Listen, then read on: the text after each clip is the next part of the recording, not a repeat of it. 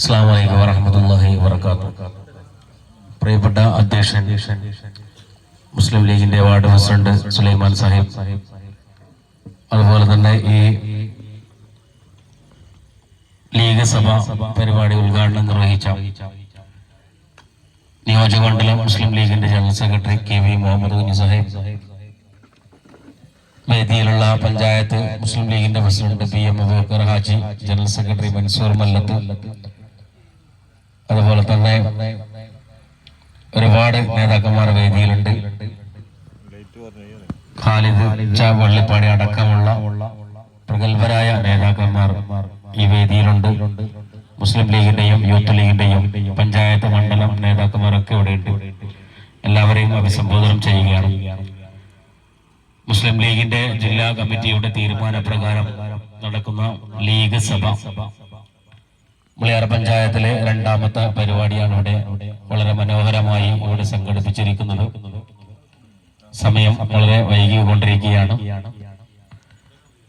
കാലികമായ ഒരുപാട് കാര്യങ്ങളെ കുറിച്ചൊക്കെ, അതുപോലെ തന്നെ മുസ്ലിം ലീഗിന്റെ പ്രവർത്തനങ്ങളും അതുപോലെ ലീഗിന്റെ സേവന പ്രവർത്തനങ്ങളും ഒക്കെ വളരെ വിശദമായി ഉദ്ഘാടന പ്രഭാഷണത്തിൽ KV അവിടെ സൂചിപ്പിക്കുകയുണ്ടായി. ദീർഘമായ ഒരു പ്രസംഗത്തിലേക്ക് ഞാൻ മുതിരുന്നില്ല. ഒരുപാട് നേതാക്കന്മാരോട് പ്രസംഗിക്കാനുണ്ട്. ഏതായിരുന്നാലും മുസ്ലിം ലീഗ് എന്ന് പറയുന്ന രാഷ്ട്രീയ പ്രസ്ഥാനത്തിന്റെ അതിലെ അംഗങ്ങളായ അല്ലെങ്കിൽ അതിന്റെ പ്രവർത്തകന്മാരായ നമ്മൾ എന്തുകൊണ്ടും നമ്മൾ ഭാഗ്യവാന്മാരാണ് എന്നുള്ളതാണ് നമ്മൾ മനസ്സിലാക്കേണ്ടത്. ഇന്ത്യൻ യൂണിയൻ മുസ്ലിം ലീഗ് എന്ന് പറയുന്ന ഈ പ്രസ്ഥാനത്തിൽ നമ്മൾ പ്രവർത്തിക്കുമ്പോൾ ഒരുപക്ഷെ നമ്മൾ എന്തും ആഗ്രഹിച്ചുകൊണ്ടല്ല ഈ പ്രസ്ഥാനത്തിൽ പ്രവർത്തിക്കുന്നു എന്നുള്ളത് നമ്മൾ മനസ്സിലാക്കേണ്ടതുണ്ട്.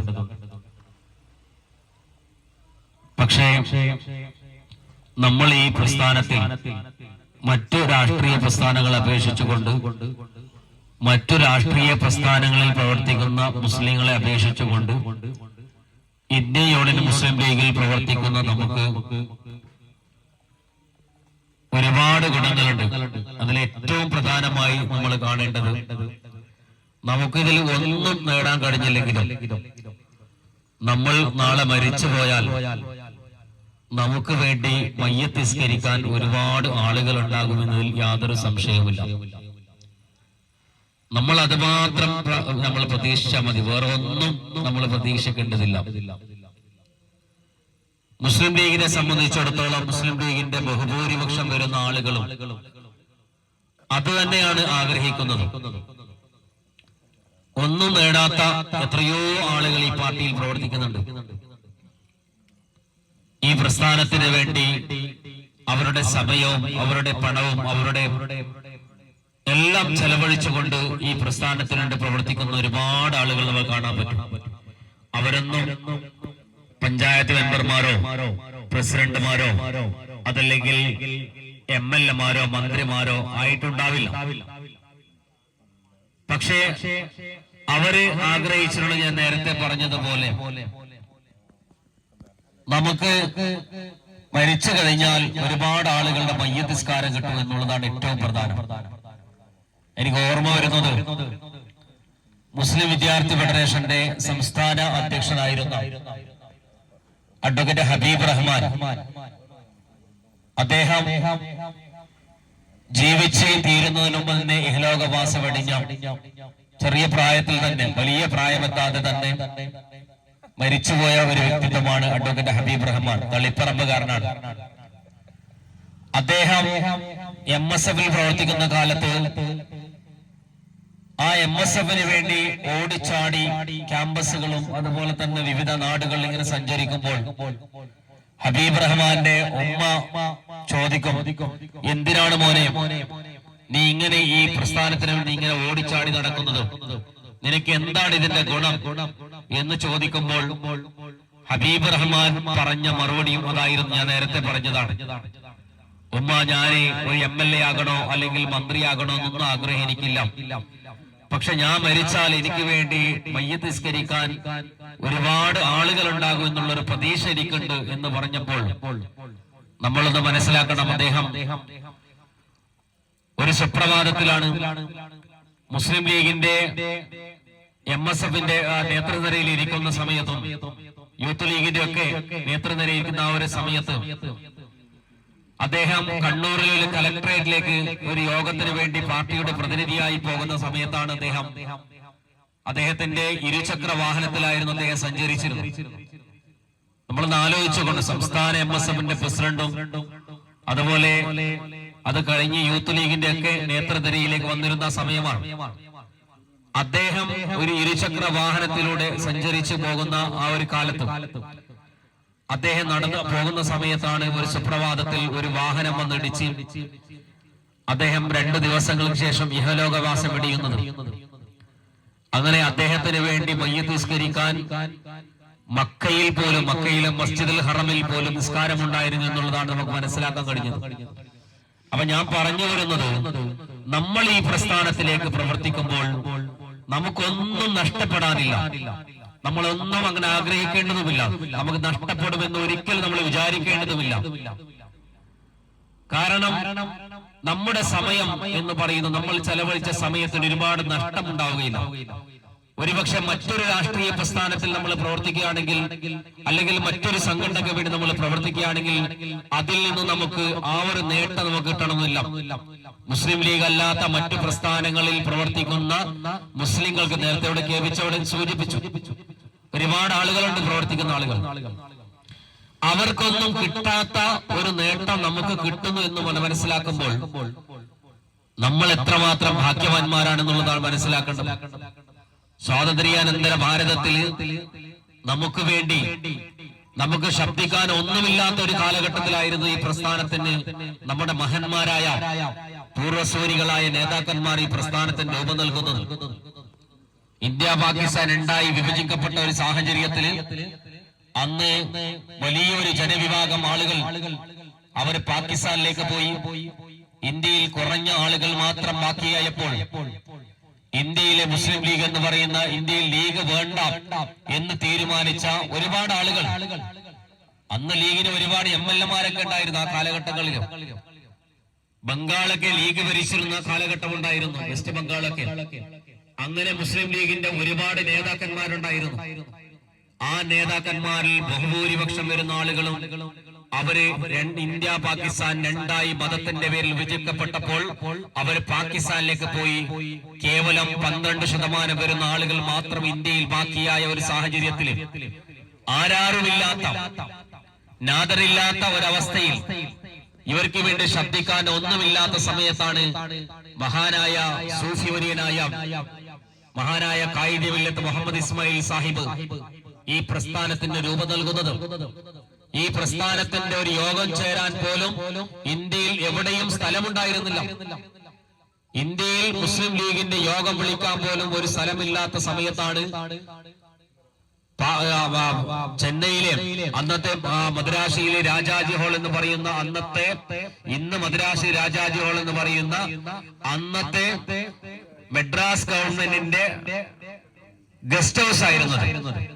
അവിടെ അന്ന് ഉണ്ടായിരുന്ന ചില മുസ്ലിം ലീഗിന്റെ MLA-മാർ അന്നും അത് വിട്ടുകൊടുത്തിരുന്നില്ല. പക്ഷേ പിന്നെ അറിഞ്ഞത് ആ ഹാള് വിട്ടുകൊടുത്തത് തന്നെ ആ യോഗത്ത് അവിടെ യോഗം ചേർന്നുകൊണ്ട് ലീഗിനെ രൂപീകരിക്കാൻ തീരുമാനിച്ചാൽ അതിനെ എതിർത്ത് നമുക്ക് വോട്ട് ചെയ്ത് അതിനെ ഇല്ലാതാക്കാമെന്ന് പറഞ്ഞിരുന്ന ചില, അന്ന് പാകിസ്ഥാനിൽ പോകാൻ ആഗ്രഹിച്ചിരുന്ന ചില MLA-മാർ പഴയ സർവേന്ത്യ മുസ്ലിം ലീഗിന്റെ അങ്ങനെയായിരുന്നു എന്നുള്ളതാണ്. അപ്പൊ അങ്ങനെ ഒരു ഘട്ടം ഉണ്ടായിരുന്നു എന്നുള്ളതാണ്. ആ സമയത്ത് മഹാനായ ഖായിദ് ഇസ്മായിൽ സാഹിബിന് ഒരുപാട് ഓഫറുകൾ ഉണ്ടായിരുന്നു. അദ്ദേഹത്തിന് ആ കാലഘട്ടങ്ങളിൽ, അന്ന് ഈ പ്രസ്ഥാനം രൂപീകരിക്കുമ്പോൾ ഒരു പഞ്ചായത്ത് മെമ്പർ പോലും ആകുമെന്നുള്ള ഒരു പ്രതീക്ഷ പോലും ഉണ്ടായിരുന്നില്ല. അതുപോലും ഇല്ലാത്ത ഒരു ഘട്ടത്തിലാണ് ഇന്ത്യയിൽ അദ്ദേഹം ലീഗ് രൂപീകരിക്കാൻ വേണ്ടി മുന്നോട്ട് വന്നത്. നിങ്ങളൊന്ന് ആലോചിച്ചു നോക്കൂ, നമ്മൾ ബേഡെടുക്ക പഞ്ചായത്തിലോ അല്ലെങ്കിൽ കയ്യൂർ ശിവേനി പോലെയുള്ള CPM-നോ അല്ലെങ്കിൽ മറ്റു പാർട്ടികൾക്ക് വലിയ സ്വാധീനമുള്ള ഒരു സ്ഥലത്ത് പോയിട്ട് നമ്മൾ അവിടെ ഒരു മുസ്ലിം ലീഗിന്റെ ഒരു യൂണിറ്റ് ഉണ്ടാക്കാൻ നമ്മൾ ഉണ്ടാക്കുന്ന സമയത്ത് എത്ര കാലം കഴിഞ്ഞാൽ നമുക്ക് അവിടെ എന്തെങ്കിലും ആവാൻ അവിടെ ഒരു മെമ്പറോ കിട്ടുക എന്നുള്ളത്. അപ്പൊ അങ്ങനെ ഒരു കാലഘട്ടം ഇന്ത്യയിൽ ഉണ്ടായിരുന്നു എന്നുള്ളതാണ്. ആ സമയത്താണ് മഹാനായ ഖായിദ് മില്ലത്ത് ഇസ്മായിൽ സാഹിബ് അദ്ദേഹം ആ നീളക്കുപ്പായം അടിഞ്ഞുകൊണ്ട് തുർക്കി തൊപ്പി ധരിച്ചുകൊണ്ട് തുർക്കി സാമ്രാജ്യത്തിന്റെ പുതിയ തൊപ്പി ധരിച്ചുകൊണ്ട് കയ്യിൽ തസ്ബീഹ്മാല പിടിച്ചുകൊണ്ട് അദ്ദേഹം ഓടി നടന്നുകൊണ്ട് ഈ പ്രസ്ഥാനത്തിന്റെ സ്ഥാപിക്കാൻ വേണ്ടി മുന്നോട്ട് വന്നു. അദ്ദേഹം എല്ലാ ജനവിഭാഗങ്ങളും ഈ പ്രസ്ഥാനത്തിനെ നെഞ്ചോട് ചേർത്ത് വെച്ചു എന്നുള്ളതാണ് നമ്മൾ മനസ്സിലാക്കേണ്ടത്. മുസ്ലിം ലീഗിന് എല്ലാ സമുദായങ്ങൾക്കിടയിലും മുസ്ലിം ലീഗ് നേടിയെടുത്ത ആ ഒരു വിശ്വാസ്യതയാണ് നമ്മൾ മനസ്സിലാക്കേണ്ടത്. ഒന്നാമത്തെ പൊതു തെരഞ്ഞെടുപ്പ് നടന്ന സമയത്ത് 1951 ഒന്നാം പൊതു തെരഞ്ഞെടുപ്പ് നടന്ന സമയത്ത് പോലും മുസ്ലിം ലീഗിന്റെ മെമ്പർമാർ ഇന്ത്യയുടെ പാർലമെന്റിലെ മിനോത്സവത്തിൽ ഒപ്പിട്ടിരുന്നു എന്നുള്ളതാണ് ചരിത്രം. ഇന്ന് 2025 ആകുമ്പോഴും മുസ്ലിം ലീഗിന്റെ MP-മാർ പാർലമെന്റിലുണ്ട്. ഇന്ത്യ ചരിത്രത്തിൽ ഇന്ത്യ സ്വതന്ത്രമായതിനു ശേഷം ഒരു പ്രാവശ്യം പോലും മുസ്ലിം ലീഗിന്റെ MP-മാരില്ലാത്ത കാലഘട്ടം ഇന്ത്യയിൽ ഉണ്ടായിട്ടില്ല. ലീഗിലല്ലാതെ മറ്റൊരു രാഷ്ട്രീയ പാർട്ടിക്ക് ഈ ഒരു നേട്ടം ഉണ്ടായിട്ടില്ല.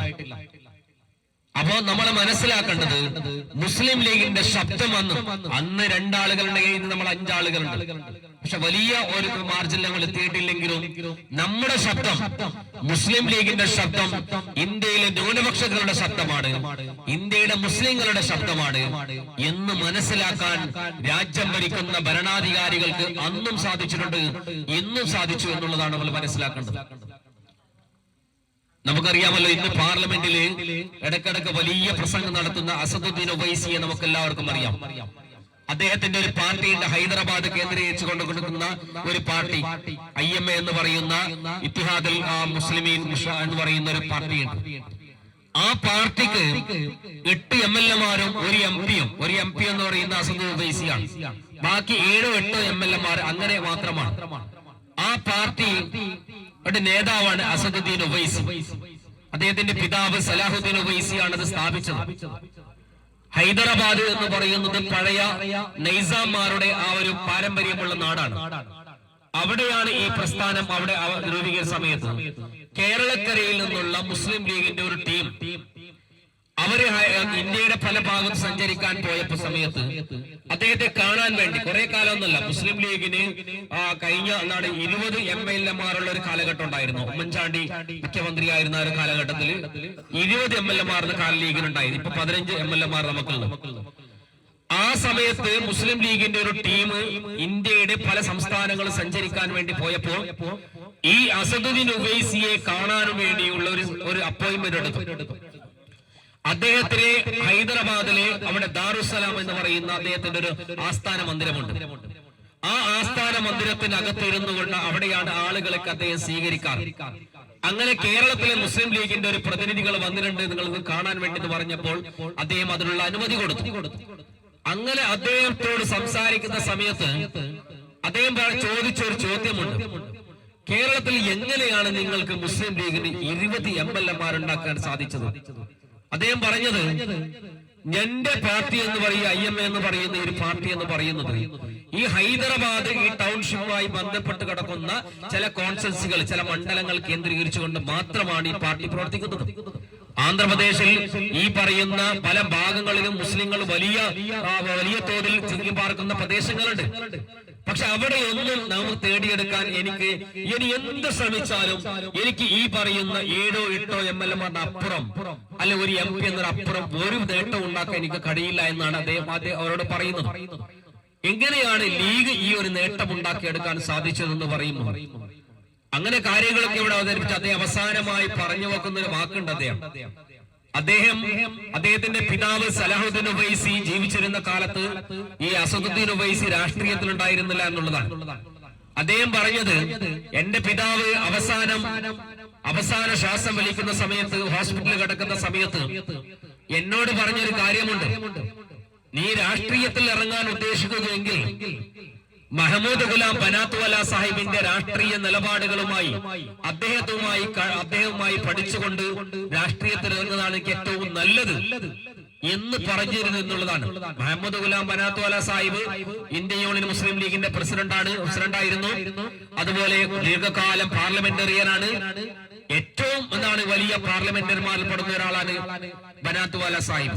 അപ്പൊ അദ്ദേഹം പറഞ്ഞത് ലീഗിന്റെ ആ ഒരു നിലപാടിനെ ശരിവെക്കുന്ന രീതിയിലുള്ള ആ ഒരു നിലപാടായിരുന്നു അന്ന് സ്വീകരിച്ചു എന്നുള്ളത് നമ്മൾ മനസ്സിലാക്കുമ്പോൾ മുസ്ലിം ലീഗ് എങ്ങനെയാണ് ഈ ഒരു നേട്ടം ഉണ്ടാക്കിയെടുക്കാൻ സാധിച്ചത്? നമ്മളൊന്ന് ആലോചിച്ചു നോക്ക്. നമുക്ക് കാസർഗോഡ് മഞ്ചേശ്വരത്ത് 2 MLA മാരുണ്ട്. ഈ കാസർഗോഡും മഞ്ചേശ്വരത്തും നമുക്ക് കിട്ടിയ MLA മാർ കേവലം മുസ്ലിങ്ങളുടെ വോട്ട് കൊണ്ട് മാത്രമാണ് വിജയിച്ചത്. ഒരിക്കലും അറിയാൻ കഴിയില്ല നമുക്ക്.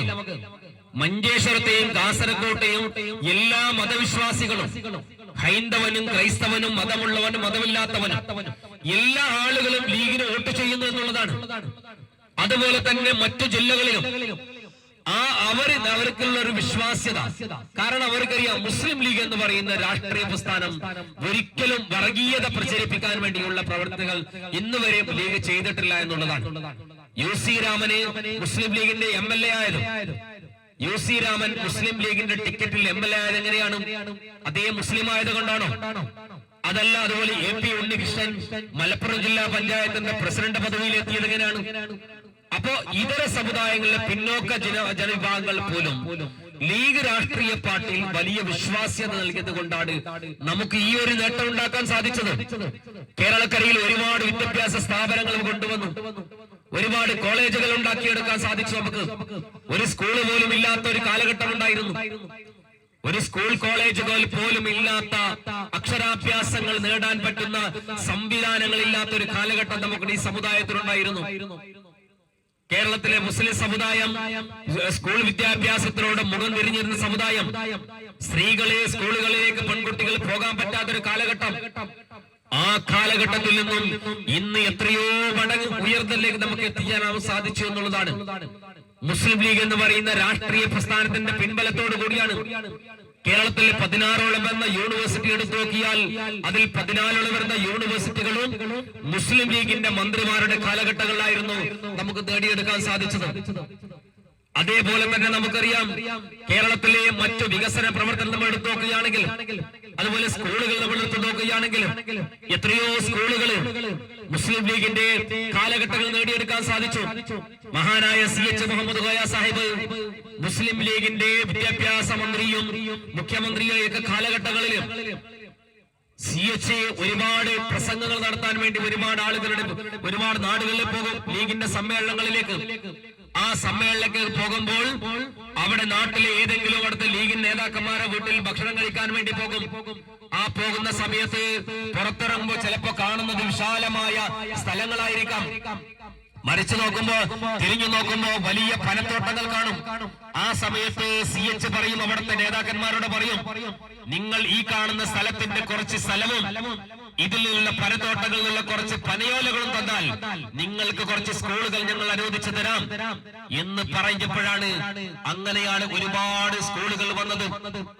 ഒരുപാട് മാപ്പിള LP സ്കൂളുകൾ എന്നൊക്കെ നമുക്ക് പല സ്ഥലത്തും കാണാൻ സാധിക്കും. അത് പഴയ CHന്റെ കാലഘട്ടത്തിൽ വന്നതാണ്. എങ്ങനെയാണ് അങ്ങനെ വന്നത്? അങ്ങനെ ഒരുപാട് സ്കൂളുകൾ വന്ന സമയത്ത് പലരും പറഞ്ഞു, ഇന്ന് ലീഗിനെ വിമർശിക്കുന്നതിനെ പോലെ അന്നും നിയമസഭയിൽ വിമർശിക്കുന്ന ഒരുപാട് ആളുകളുണ്ടായിരുന്നു. അവര് പറഞ്ഞു, CH ഒരുപാട് സ്കൂളുകൾ ഇങ്ങനെ വാരിക്കോരി കൊടുക്കുകയാണ് മുസ്ലിം സമുദായത്തിന് എന്ന് പറഞ്ഞപ്പോൾ മുസ്ലിം ലീഗിന്റെ മന്ത്രിയായിരുന്ന CH പറഞ്ഞു, ഞാൻ കൊടുത്തിട്ടുണ്ട്, ഞാൻ ഒരുപാട് സ്കൂളുകൾ കൊടുത്തിട്ടുണ്ട്. ഇന്ത്യൻ ഭരണഘടനയില് മുസ്ലിങ്ങളെ ആകുന്ന ന്യൂനപക്ഷ വിഭാഗങ്ങൾക്ക് അവർക്ക് സ്കൂളുകളിൽ കോളേജുകൾ നടത്താനുള്ള അധികാരം ഇന്ത്യൻ ഭരണഘടനയിലുണ്ട്. ആ ഭരണഘടന വെച്ചുകൊണ്ട് ഞാൻ ഒരുപാട് സ്കൂളുകൾ ഞാൻ നൽകിയിട്ടുണ്ട്. ആ സ്കൂളുകൾ നൽകിയപ്പോൾ അതിന്റെ പേര് മാപ്പിള LP സ്കൂൾ ആണെങ്കിൽ ആ സ്കൂളിനകത്തിൽ പോയാൽ അവിടെ എല്ലാ ജനവിഭാഗങ്ങളുടെ മക്കൾ അവിടെ പഠിക്കുന്നുണ്ട്. എല്ലാവരും അവിടെ ജോലി ചെയ്യുന്നുണ്ട്. ഹിന്ദുവിന്റെയും ക്രിസ്ത്യാനിയുടെയും മുസ്ലിമിന്റെയും എല്ലാവരുടെ മക്കൾ അവിടെ പഠിക്കുന്നുണ്ട് എന്ന് CH അന്ന് ഉരുളക്കുപ്പേര് പോലെയുള്ള മറുപടികൾ അന്ന് CH പറയുമായിരുന്നു എന്നുള്ളതാണ്. അങ്ങനെ ഒരുപാട് സ്കൂളുകൾ നമുക്ക് നേടിക്കാൻ സാധിച്ചു, ഒരുപാട് കോളേജുകൾ ഉണ്ടാക്കിയെടുക്കാൻ സാധിച്ചു. നമുക്ക് നിങ്ങളൊന്ന് ആലോചിച്ചു നോക്കൂ, ഈ ഒരു നേട്ടങ്ങൾ കേരളത്തിലെ മുസ്ലിം സമുദായം നേടിയത് പോലെയുള്ള നേട്ടങ്ങളെ മറ്റു സംസ്ഥാനങ്ങൾ കാണാൻ സാധിക്കുമോ? കേരളത്തെക്കാളും കൂടുതൽ മുസ്ലിങ്ങൾ തിങ്ങിപ്പാർക്കുന്ന പ്രദേശങ്ങള് മറ്റു സംസ്ഥാനങ്ങളിലെ പശ്ചിമ ബംഗാളില് എത്രയോ കാലങ്ങളോളം കമ്മ്യൂണിസ്റ്റുകാർ ഭരിച്ച പശ്ചിമ ബംഗാള്, ആ ബംഗാളിൽ അവിടുത്തെ മുസ്ലിങ്ങളുടെ, ദളിതന്റെ, പിന്നോക്ക ജനവിഭാഗങ്ങളുടെ ഇവരുടെയൊക്കെ അവസ്ഥ എന്താണ്? സച്ചാർ കമ്മീഷൻ റിപ്പോർട്ട് വളരെ വ്യക്തമായി പറഞ്ഞതാണ്. വളരെ പിന്നോക്കമാണ്. അവർക്ക് സ്കൂളിൽ പോകാൻ കഴിയുന്നില്ല, മദ്രസകളിൽ പോകാൻ കഴിയുന്നില്ല. നിങ്ങളൊന്ന് ആലോചിച്ചു നോക്കൂ. ഇന്ന് കേരളക്കരയില് ഒരുപാട് സ്കൂളുകളുണ്ട്, അതേപോലെ തന്നെ മദ്രസ സംവിധാനങ്ങളുണ്ട്. 10,000-കണക്കിന് മദ്രസകള് സമസ്ത കേരള ജമിയത്തുൽ ഉലമയുടെ കീഴിൽ പ്രവർത്തിക്കുന്നുണ്ട്. അതേപോലെ തന്നെ മറ്റു സുന്നി വിഭാഗങ്ങളുടെ കീഴിൽ പ്രവർത്തിക്കുന്നുണ്ട്, മുജാഹിദ് വിഭാഗങ്ങളുടെ കീഴിൽ പ്രവർത്തിക്കുന്നുണ്ട്. അങ്ങനെ ഒരുപാട് സ്കൂൾ മദ്രസ സംവിധാനങ്ങൾ പ്രവർത്തിക്കുന്നില്ലേ? ആരാണ് ഈ ഒരു സംവിധാനങ്ങൾ കൊണ്ടുവന്നത്? നമുക്കറിയാം, ഇന്ത്യ രാജ്യത്തിന്റെ സ്വാതന്ത്ര്യം കിട്ടിയതിനു ശേഷം സ്കൂളുകളിൽ മതപഠനങ്ങൾ പാടില്ല എന്നുള്ള നിയമങ്ങൾ കൊണ്ടുവന്നപ്പോൾ, അന്ന് സമസ്തയുടെ ഒരു സമ്മേളനം നടന്നപ്പോൾ ആ സമ്മേളനത്തിൽ വെച്ചാണ് മഹാനായ സയ്യിദ് അബ്ദുറഹിമാൻ ബാഫഖി തങ്ങൾ, ആ സയ്യിദ് അബ്ദുറഹിമാൻ ബാഫഖി തങ്ങൾ പറയുന്നു, നമ്മുടെ മതപഠനങ്ങൾ സ്കൂളുകളിൽ അസ്തമിക്കാൻ പോവുകയാണ്. ഇനി നമ്മുടെ കുട്ടികൾക്ക് പഠനം നൽകണമെങ്കിൽ ഒരു സംവിധാനം കണ്ടേ മതിയാകും. അങ്ങനെയാണ് സമസ്ത കേരള ജമിയത്തുൽ ഉലമ, സമസ്ത കേരള ഇസ്ലാമിക വിദ്യാഭ്യാസ ബോർഡ് എന്ന് പറയുന്ന ഒരു വിദ്യാഭ്യാസ ഏജൻസിക്ക് രൂപം നൽകുന്നത്. അങ്ങനെ ആ മദ്രസ സംവിധാനങ്ങൾ വന്നു. അതിന് ഭൗതികപരമായ സാഹചര്യങ്ങള് ഓരോ മഹല്ലത്തുകളിൽ നമ്മൾ ഉണ്ടാക്കി കൊടുത്തു. ഓരോ മഹല്ലത്തുകൾ നമ്മൾ എടുത്തു നോക്കിയാലും മുസ്ലിം ലീഗിന്റെ നേതാക്കന്മാര് ആ മദ്രസ സംവിധാനങ്ങളിൽ സൗകര്യം കൊടുത്തു. എന്തെങ്കിലും ഒരു ചെറിയ പൈസ പോലും സർക്കാർ നമുക്ക് കിട്ടുന്നുണ്ടോ? എത്ര മദ്രസ മൗലവികൾ അവിടെ നമ്മുടെ മഹല്ലത്തുകളിൽ ജോലി ചെയ്യുന്നുണ്ട്. അവർക്ക് ശമ്പളം കൊടുക്കുന്ന ആരാണ്? നമ്മുടെ നാട്ടിലെ മഹല്ല് സംവിധാനങ്ങളാണ്. മഹല്ല് കമ്മിറ്റികൾ ഭൗതിക സാഹചര്യം ഉണ്ടാക്കി. സ്കൂളുകളെ പോലെ തന്നെ സ്മാർട്ട് ക്ലാസ് റൂം സംവിധാനങ്ങൾ വന്നു. ശാസ്ത്രീയമായ വിദ്യാഭ്യാസ സംവിധാനങ്ങൾ മദ്രസ കേന്ദ്രീകരിച്ചു കൊണ്ടുവന്നു. ഇതെല്ലാം ഉണ്ടാക്കി കൊടുത്തത് മുസ്ലിം ലീഗിന്റെ ഭരണ കാലഘട്ടങ്ങളിലാണ്. മുസ്ലിം ലീഗ് ഇല്ലാത്ത സംസ്ഥാനങ്ങൾ നോക്കിയാൽ നമുക്ക് കാണാൻ കഴിയില്ല. ബംഗാളിലെ നമുക്കറിയാം, സച്ചാർ കമ്മീഷൻ റിപ്പോർട്ടിൽ പറയുന്നത് 65% കുട്ടി ജോലിക്കാര് ബംഗാളിലെ മുർഷിദാബാദ് എന്ന് പറയുന്ന മുസ്ലിം ഭൂരിപക്ഷമുള്ള ജില്ലയിൽ ഉണ്ട് എന്നുള്ളതാണ് പറയുന്നത്. എന്താ കുട്ടി ജോലിക്കാര്? നമ്മളൊന്ന് ആലോചിച്ചു നോക്കൂ. നമ്മുടെ മക്കൾക്ക് 5 വയസ്സായാൽ നമ്മൾ നമ്മുടെ മദ്രസയിൽ കൊണ്ടുപോയി ചേർക്കും, 6 വയസ്സായാൽ സ്കൂളിൽ കൊണ്ടുപോയി ചേർക്കും. അതാണ് കേരളത്തിന്റെ സ്ഥിതിഗതി എന്ന് പറയുന്നത്. ബംഗാളിൽ അങ്ങനെയല്ല. അവിടെ പോയാൽ 5 വയസ്സ് 6 വയസ്സാകുമ്പോൾ ഏതെങ്കിലും ജന്മിയുടെ പാടത്തേക്ക് ഈ കുട്ടികളെ കൊണ്ടുപോയി ജോലി ചെയ്യിപ്പിക്കാൻ വേണ്ടി അവരെ ഏൽപ്പിക്കുന്ന ചെറിയ കുഞ്ഞുങ്ങളെ കൊണ്ടുപോയി. അതാണ് സച്ചാർ കമ്മീഷൻ റിപ്പോർട്ടിൽ വ്യക്തമായി സൂചിപ്പിച്ച കാര്യമാണ്. ഈ സംവിധാനം എന്തുകൊണ്ട് അവിടേക്ക് ഉണ്ടായി? കേരളത്തെ പോലെയുള്ള ഒരു നേതൃപരമായ സംവിധാനം ഉണ്ടായില്ല. അവിടെ ഒരുപാട് ആളുകളുണ്ട്, ഒരുപാട് സംവിധാനം ഉണ്ടായിരുന്നു. മുസ്ലിങ്ങളെ കൊണ്ട് ദാറുൽ ഉലൂം എന്ന് പറയുന്ന ഇന്ത്യയിലെ ഏറ്റവും വലിയ മതപണ്ഡിത സഭ ഉണ്ടായത് ലക്നൌവിലെ UP-യിലാണ്. ആ UP-യിൽ പോലും ഇല്ലാത്ത സംവിധാനമില്ല, പഠിക്കാനുള്ള സംവിധാനങ്ങളില്ല അവിടുത്തെ ആളുകൾ. നിങ്ങൾ ആലോചിച്ച് നോക്കൂ. ഇനിയിപ്പോ കുറച്ച് കഴിയുമ്പോ, ഇത് നവംബർ, ഡിസംബർ, ജനുവരി മാസമാണ്. ഇനി ഫെബ്രുവരി അങ്ങോട്ട് മാസം നല്ല ചൂടുണ്ടാവും. ആ ചൂടുള്ള സമയത്ത് നമ്മൾ വാഹനങ്ങളുടെ സഞ്ചരിച്ച് പോകുമ്പോൾ നമ്മുടെ റോഡരികിൽ ചില സഹോദരങ്ങള് നാരങ്ങ കൊണ്ടുവന്ന് നാരങ്ങയുടെ നീരെടുത്തുകൊണ്ട് വിൽപ്പന നടത്തുന്ന ഒരുപാട് സഹോദരങ്ങളെ കാണാൻ പറ്റും നമുക്ക്. നിങ്ങളൊന്ന് അവരുടെ പേരുകൾ ചോദിച്ചു നോക്കൂ. അവർ പറയും, എന്റെ പേര് മുഹമ്മദ് അമീൻ എന്നോ. ഹിന്ദി അറിയുന്ന ആളുകൾ ഹിന്ദിയിൽ ചോദിച്ചാൽ അവർ പറയും മുഹമ്മദ് അമീൻ എന്നോ, അല്ലെങ്കിൽ മുഹമ്മദ് റിസ്വാൻ എന്നോ, അങ്ങനെയുള്ള പേര് പറയും അവര്. നിങ്ങളുടെ നാട് ഏത് ചോദിച്ചാൽ അവർ പറയും ഞങ്ങൾ UP-ക്കാരാണെന്ന് പറയും, ഞങ്ങൾ ബംഗാളികാരാണെന്ന് പറയും. നിങ്ങൾ അവരെ ചോദിച്ചാൽ മതി നിങ്ങൾ മദ്രസയിൽ പോയിട്ടുണ്ടോ എന്ന് ചോദിച്ചാൽ പറയും മദ്രസ എന്താണ് ഞങ്ങൾക്ക് അറിയില്ല എന്ന് പറയും. സ്കൂളിൽ പോയി ചോദിച്ചാൽ 1 or 2 ക്ലാസ് പഠിച്ചു എന്ന് പറയും. ഇതല്ലാതെ മറ്റൊന്നും പറയാൻ അവർക്ക് കഴിയില്ല. അവരിവിടെ ദുബായിൽ പോകുന്നത് പോലെയാണ് ഇവിടെ വന്ന് ജോലി ചെയ്യുന്നത്. നിങ്ങൾ ആലോചിച്ചു കേരളത്തിന്റെ അവസ്ഥയോ? ഇന്ന് നമ്മുടെ കുട്ടികൾ എത്രയോ വലിയ നേട്ടങ്ങൾ കൈവരിച്ചില്ലേ? എത്രയോ LLB കഴിഞ്ഞ വക്കീലന്മാരായ എത്ര ചെറുപ്പക്കാർ, എത്ര കുട്ടികളെയാണ് നമ്മൾ ഇന്ന് കാണാൻ കഴിയുന്നത്. എത്ര ഡോക്ടർമാരെ നമുക്ക് സാണിയെടുക്കാൻ പറ്റും? എത്ര നമ്മളൊരു മഹല്ലുകൾ കേന്ദ്രീകരിച്ച് നമ്മൾ നോക്കുകയാണെങ്കിൽ എത്രയോ ഡോക്ടർമാരെ. എന്റെ തൊട്ടടുത്ത മഹല്ലായ തെക്കിൽ മഹല്ലില് അവിടെ ഏകദേശം 12ഓളം വരുന്ന ഡോക്ടർമാർ ഇവിടെ പഠിച്ചിറങ്ങിയിട്ടുണ്ട്. ഇപ്പോ അതിനേക്കാൾ കൂടുതലായിട്ടുണ്ട്. നിങ്ങൾ ആലോചിച്ച്, ഒരു ഡോക്ടർമാരില്ലാത്ത ഒരു കാലഘട്ടം ഉണ്ടായിരുന്നു. ചെമ്മനാട് മഹല്ലിൽ നിങ്ങൾ നോക്കിയാൽ അവിടെ ഏകദേശം 35ഓളം വരുന്ന ഡോക്ടർമാർ ഒരു മഹല്ലത്തിനകത്തുണ്ട്. എങ്ങനെയാണ് ഈ ഒരു നേട്ടം ഉണ്ടാക്കിയെടുക്കാൻ സാധിച്ചത്? എത്ര വക്കീലന്മാർ നമ്മുടെ ഈ മുളിയാർ പഞ്ചായത്തിലുണ്ടാവും? LLB കഴിഞ്ഞ ആളുകൾ നമുക്ക് കാണാൻ വേണ്ടി സാധിക്കും. ഡോക്ടറേറ്റ് നേടിയ ആളുകൾ ഈ മുളിയാർ പഞ്ചായത്തിലുണ്ട്. അപ്പൊ ഇതൊക്കെ എങ്ങനെയാണ് നമ്മൾ നേടിയെടുക്കാൻ സാധിച്ചത്? മുസ്ലിം ലീഗ് എന്ന് പറയുന്ന രാഷ്ട്രീയ പ്രസ്ഥാനത്തിന്റെ പിൻബലം നമ്മുടെ ഇവിടുത്തെ മുസ്ലിം സമുദായം നേതൃത്വത്തിൽ അംഗീകരിച്ചു. നമ്മുടെ നേതാക്കന്മാരെ അംഗീകരിച്ചു. നേതാക്കന്മാരെയും അതുപോലെ തന്നെ നേതാക്കന്മാരും ഉലമ ഉമറ ഐക്യത്തോടു കൂടിയാണ് ഈ സംവിധാനം നമുക്ക് ഉണ്ടാക്കിയെടുക്കാൻ വേണ്ടി സാധിച്ചത്. കേരളത്തിലെ ഉലമാക്കളും ഉമറാക്കളും ഒന്നിച്ചതുകൊണ്ടാണ് ഈ വലിയ മത രാഷ്ട്രീയ സാമുദായികപരമായിട്ടുള്ള ഔന്നത്യത്തിലേക്ക് നമുക്ക് നേടിയെടുക്കാൻ നമുക്ക് സാധിച്ചത്. ഒരുപാട് ചരിത്രങ്ങളുണ്ട്, ഞാൻ ദീർഘമായി സംസാരിക്കുന്നില്ല. നമ്മൾ മനസ്സിലാക്കേണ്ടത് ഈ ഒരു നേട്ടം നമുക്ക് ഉണ്ടാക്കിയെടുക്കാൻ വേണ്ടി സാധിച്ചത് നമ്മൾ മുസ്ലിം ലീഗിന്റെ അംഗങ്ങളായത് കൊണ്ടാണ്. അതുകൊണ്ടാണ് ആദ്യമായി ഞാൻ പറഞ്ഞത്, നമ്മൾ ഭാഗ്യവാന്മാരാണ് ഈ പ്രസ്ഥാനത്തിൽ പ്രവർത്തിച്ചുകൊണ്ട്. നമുക്കൊന്നും നഷ്ടപ്പെടാറില്ല. പറയാൻ ഒരുപാട് ചില ആളുകൾ കുറ്റങ്ങൾ പറയും. അവരെന്ത് ചെയ്തു, ലീഗ് എന്ത് ചെയ്തു എന്ന് പറയും. ലീഗ് എന്ത് ചെയ്തു എന്ന് പറയാൻ കുറ്റം പറയുന്ന ആളുകൾക്ക് എന്ത് ചെയ്തു എന്ന് ചോദിക്കാനുള്ള ഞട്ടൽ ഉണ്ടാക്കി കൊടുത്തത് പോലും മുസ്ലിം ലീഗാണ് എന്നുള്ളതാണ് നമ്മൾ മനസ്സിലാക്കേണ്ടത്. നമുക്കറിയാമല്ലോ, കേരളത്തിലെ അറബി അധ്യാപകന്മാർ ഇന്ത്യക്ക് പുറത്തുള്ള ഒരു സംസ്ഥാനത്ത് പോലും ഒരു അറബി അധ്യാപകനെ കാണാൻ കഴിയില്ല. കേരളത്തിൽ എങ്ങനെ സാധിച്ചെടുത്തത്? മുസ്ലിം ലീഗാണ് ഈ ഒരു സംവിധാനം കൊണ്ടുവന്നത്. EMS നമ്പൂതിരിപ്പാട് ഒരു പ്രാവശ്യം നിയമസഭയിലേക്ക് അകത്തേക്ക് പോയിക്കൊണ്ട് ഒരു പ്രസംഗം പോയി നടത്തി. ഞാൻ പലപ്പോഴും വരുന്ന സമയത്ത് നിയമസഭയുടെ പുറത്ത് കുറച്ച് ചെരുപ്പ് തിന്നുന്ന ആളുകൾ ഞാൻ കാണുമായിരുന്നു, ചെരുപ്പുകൾ കാണുമായിരുന്നു. പക്ഷെ ഇപ്പൊ അവരെ കാണുന്നില്ല. ഞാൻ ഇന്ന് വരുമ്പോ അങ്ങനെ ഞാൻ അന്വേഷിച്ചു നോക്കി. അന്വേഷിച്ചപ്പോൾ എന്നോട് പറഞ്ഞു തന്നത് CH മുഹമ്മദ് കോയ അദ്ദേഹത്തിനെ കേരളത്തിലെ സ്കൂളുകൾ അറബി അധ്യാപകന്മാരാക്കി മാറ്റിയിട്ടുള്ളതാണ്. CH കൃത്യമായ മറുപടി കൊടുത്തു. അവിടെ ചെരുപ്പ് തിന്നുന്ന ആളുകൾ അറബി അധ്യാപകന്മാരായ യോഗ്യതയുള്ള ആളുകളാണെങ്കിൽ അവരെ കേരളത്തിലെ സ്കൂളുകൾ അറബി അധ്യാപകന്മാരായിട്ടുണ്ട് എന്നുള്ളതാണ്.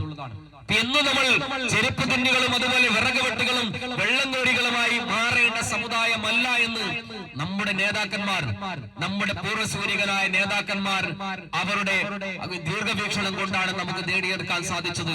അല്ലെങ്കിൽ ഈ സമുദായത്തിന് വലിയ നേട്ടങ്ങളിലേക്ക് കൊണ്ടുവരാൻ വേണ്ടി സാധിച്ചത്. അതേപോലെ തന്നെ ഈ ഒരു നേട്ടങ്ങൾ എന്ന് പറയുന്നത് എല്ലാ വിഭാഗം ആളുകളും മുസ്ലിം ലീഗിൽ വലിയ വിശ്വാസ്യത ഉണ്ടാക്കിയത് കൊണ്ടാണ്.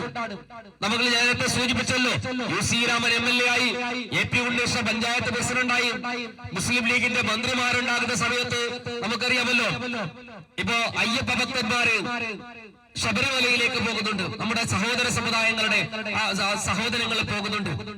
അയ്യപ്പ ഭക്തന്മാർക്ക് പോകുന്ന ശബരിമലയിലേക്കുള്ള റോഡ് നന്നാക്കാൻ വേണ്ടി അന്ന് മുഹമ്മദ് അലി ശിഹാബ് തങ്ങൾ മുസ്ലിം ലീഗിന്റെ പ്രസിഡന്റ് ആയിരുന്ന കാലത്ത്, ഡോക്ടർ മുനീർ സാഹിബ് മന്ത്രിയായിരുന്ന കാലത്ത് മുനീർ സാഹിബിന് മുഹമ്മദ് അലി ശിഹാബ് തങ്ങൾ പാണക്കാട്ടേക്ക് വിളിക്കുകയാണ്.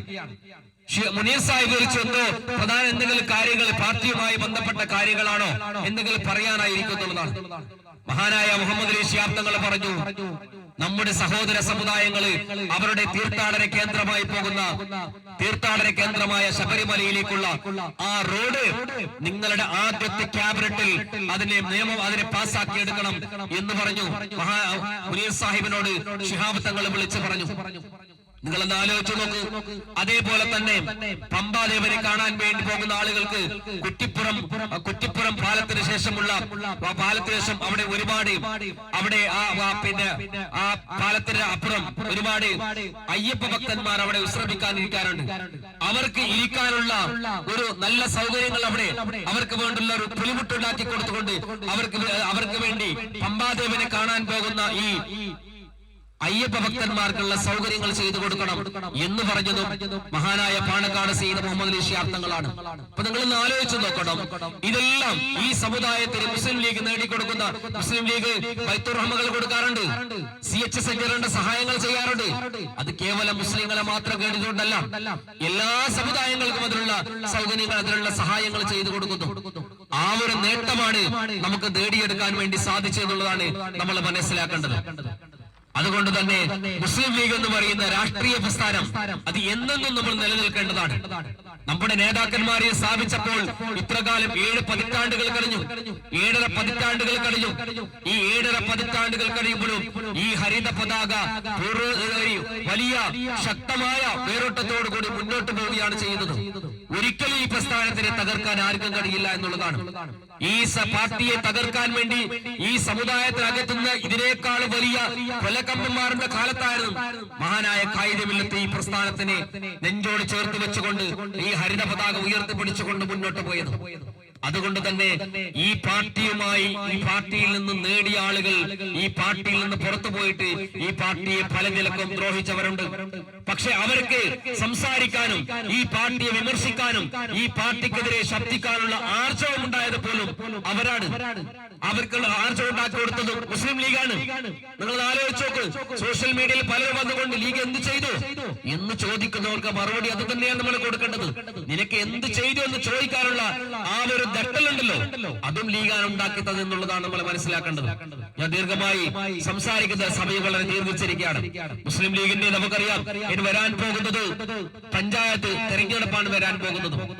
ഇനി ഈ 2025 നവംബർ ഡിസംബർ മാസങ്ങളിൽ പഞ്ചായത്ത് തെരഞ്ഞെടുപ്പിൽ വരാൻ പോവുകയാണ്.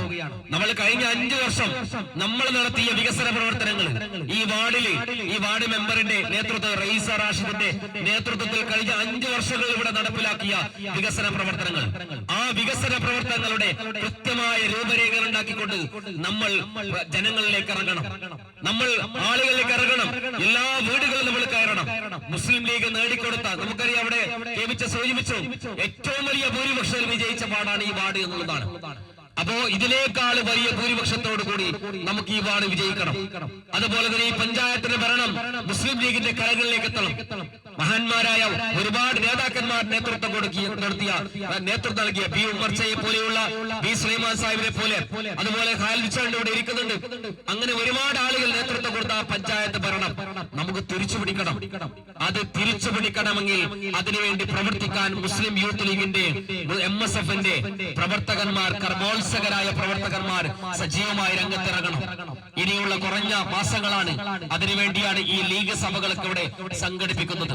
ആ കുറഞ്ഞ സമയങ്ങൾ കൊണ്ട് നമ്മൾ ആളുകളിലേക്ക് ഇറങ്ങിക്കൊണ്ട് നമ്മുടെ വികസന പ്രവർത്തനങ്ങളെ ജനങ്ങളിലേക്ക് എത്തിച്ചു കൊടുത്തുകൊണ്ട്, അതുപോലെ ജനങ്ങളുടെ അവരുടെ എല്ലാ പ്രയാസങ്ങളിലും എല്ലാ പ്രതിസന്ധികളിലും ഒരുമിച്ചെടുത്തുകൊണ്ട് ജാതിമത ഭേദമന്യേ രാഷ്ട്രീയ ഭേദമന്യേ എല്ലാവരെയും സഹായിച്ചുകൊണ്ട് അവരുടെ എല്ലാ പ്രയാസങ്ങളും ദൂരീകരിച്ച് മുന്നോട്ട് പോകാൻ നമുക്ക് കഴിയണം. മുസ്ലിം ലീഗിന്റെ പ്രവർത്തകന്മാർ കഴിയണം. അതിനെ വളരെ സജീവമായി എല്ലാവരും രംഗത്തിറങ്ങണമെന്ന് മാത്രം സൂചിപ്പിച്ചുകൊണ്ട് ഈ 14ാം വാർഡിന്റെ ഈ ലീഗ് സഭയ്ക്ക് എല്ലാവിധ ഭാവങ്ങളും നേർന്നുകൊണ്ട് നിർത്തുന്നു. അസ്സലാമു അലൈക്കും.